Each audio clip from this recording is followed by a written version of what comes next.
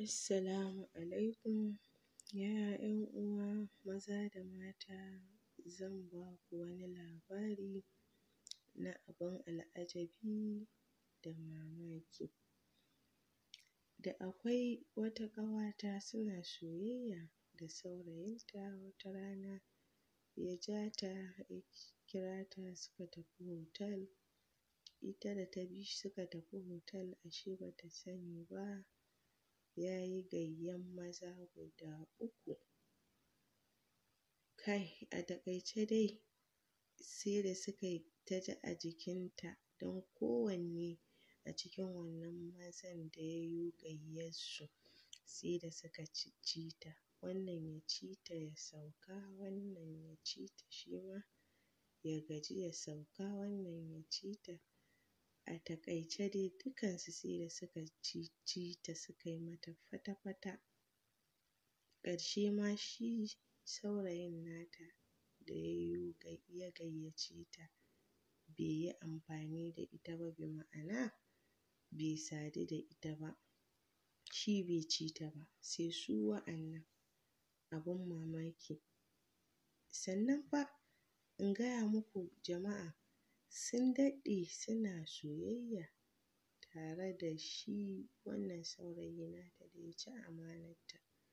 Ita ba ta sani ba ashe macuci ne, macucin ƙwarai sosai. Ya cuce ta, ya lalata mata rayuwa, sun taru sun yi mata rafin saboda ita ba ta san ma, ba ta taɓa sanin daɗin wani ɗa namiji ba.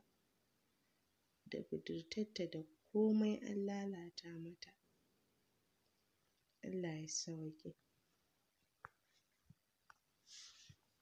To jama'a, wannan dai abin da ya faru a cikin wannan labari nawa da na ba ku ya zama izina ga dukkan jama'a baki ɗaya. Misali ma mu mata, dole sai kin yarda da saurayinki sosai, yarda ta haƙiƙa, har zai ce ki zo wani waje ki bi shi ku fita daga ke har shi, sai an kiyaye mata saboda irin haka ba shi da amfani.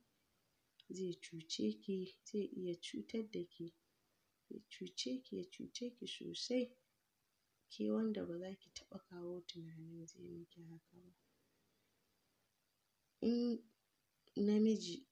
Idan dai har namiji son gaskiya yake yi wa mace, to ba ma sai ya gayyace ta ba, izuwa ya ce ya mata wayo da dabaru sai sun tafi wani waje da za su keɓance.